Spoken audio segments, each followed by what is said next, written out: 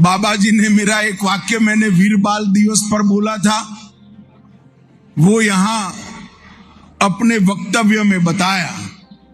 कुछ लोगों ने इस पर आपत्ति भी जताई थी, मगर मैं फिर से एक बार कहना चाहता हूं, अगर 9वें गुरु तेग बहादुर जी हिंदू धर्म और हिंदुओं को बचाने के लिए शहादत न देते तो आज विश्व में कोई हिंदू बचा नहीं होता। वो सारे देश ने मानना चाहिए। और न केवल संगत के लोग, पूरा भारत और विश्व भर में सनातन धर्म के सभी अनुयायी कृतज्ञता व्यक्त करते हैं गुरु तेग बहादुर जी पर। कितने बड़े अन्याय, इतने बड़े अत्याचार, इतने बड़े जुल्म के खिलाफ उन्होंने हिंदू धर्म बचाने के लिए बड़ी क्रूरताएं झेलकर, यातनाएं झेलकर अपनी शहादत दी। और इसी के कारण भारत को एक मजबूत सामना करने की हिम्मत मिली और बाद में दशम पिता ने लड़ाई को आगे बढ़ाया। इसीलिए दशम पिता ने कहा, धर्म हेत सका जी ने किया, शीश दिया पर सिरार न दिया। इसका अर्थ है अपने शीश का त्याग कर दिया, बलिदान दिया, मगर कभी अपने धर्म और सिद्धांत के साथ समझौता नहीं किया। और यही सिख गुरुओं की परंपरा आगे जाकर पूरे भारत का आधार बनी। सिख परंपरा का मूल एकता, बंधुत्व, समावेश और वीरता रहा। और गुरु ग्रंथ साहिब में इसी समावेश तत्व को उन्होंने समावेश किया है। संत नामदेव जी, नरसिंह मेहता, कबीर साहब, रविदास जी, कई सारे गामी निनामी संतों के पदों को गुरु ग्रंथ साहब में जगह देने का काम दशम पिता ने किया। और गुरु घर में शब्द और संत दोनों अलग नहीं है, यही सिख परिवार की साझी आत्मा है।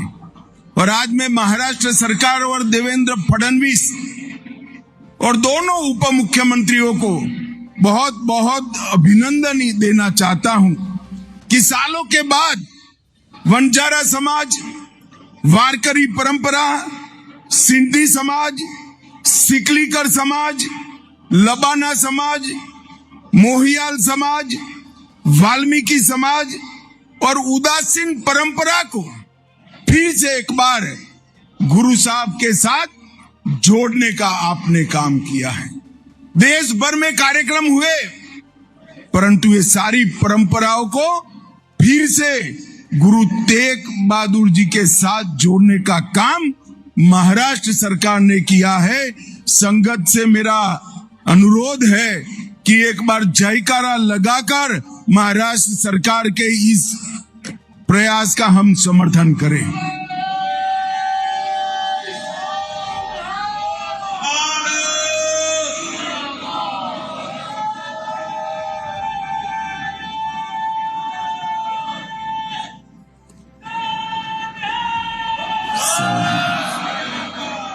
गुरु नानक देव जी ने मानवता के 3 सरल परंतु गहरे सिद्धांत हम लोगों के दिए। नाम जपो, कीरत करो और वंड छको। भगवान का नाम का जाप करते रहिए, भगवान की आराधना करिए, कीर्तन करिए और साथ में बैठकर भोजन करिए। ये भोजन तक सीमित नहीं है, ये साझीदारी को बताता है। और यही परंपरा आगे जाकर लंगर और साझा चूल्हा में परिवर्तित हुई और मुगलों के सामने लड़ने की एक बहुत बड़ी ताकत यहां से मिली। और भारत की हजारों वर्ष की परंपरा को गुरु नानक देव जी महाराज ने एक नया जीवन देने का काम किया।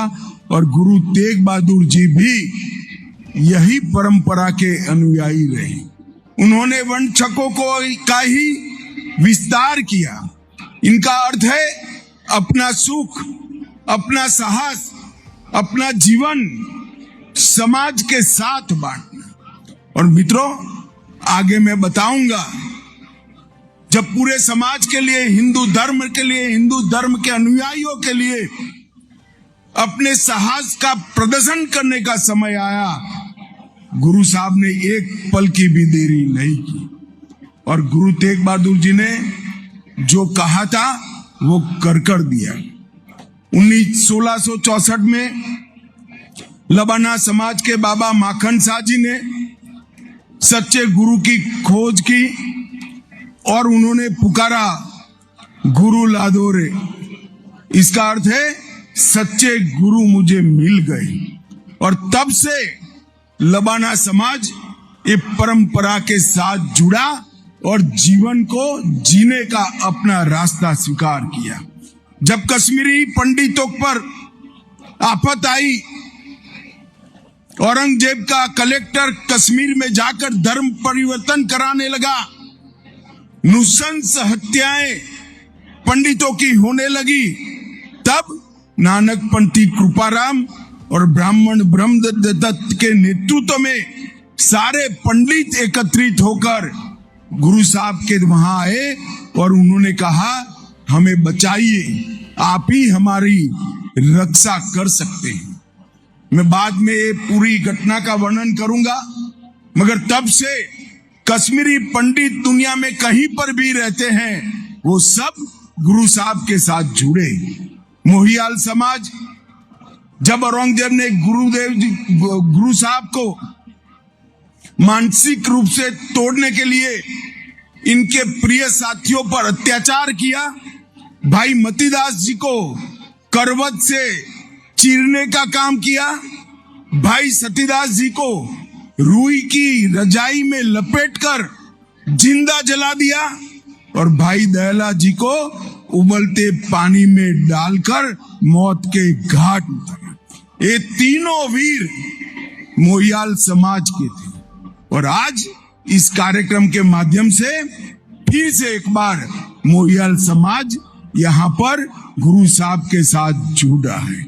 और अंत में जब 11 नवंबर 1675 को गुरु साहब का अपना शीश दे दिया, अन्याय के सामने सिर नहीं झुकाया, उस वक्त वाल्मीकि समाज के भाई जेठा जी ने ये पवित्र शीश को आनंदपुर साहिब तक ले जाने का काम किया और दसम पिता के पास ले गए। उस वक्त दसम पिता के मुंह से एक अमर वाक्य निकला, रंगरेटा गुरु का बेटा। ये वाक्य आज भी देश भर के वाल्मीकि समाज के सम्मान में बोला जाता है। और जब धड़ वहां छूट गया था, मुगल बादशाह का फरमान था कि इसका दाह संस्कार कोई नहीं करेगा, अगर दाह संस्कार किया तो उसको भी जिंदा जला दिया जाएगा। उस वक्त महान भक्त लखीसा बंजारा ने वो पार्थिव शरीर को रकाबगंज स्थित अपने घर में ले जाकर हंसते हंसते पूरे घर को जला दिया और गुरु साहब का दाह संस्कार करने का काम।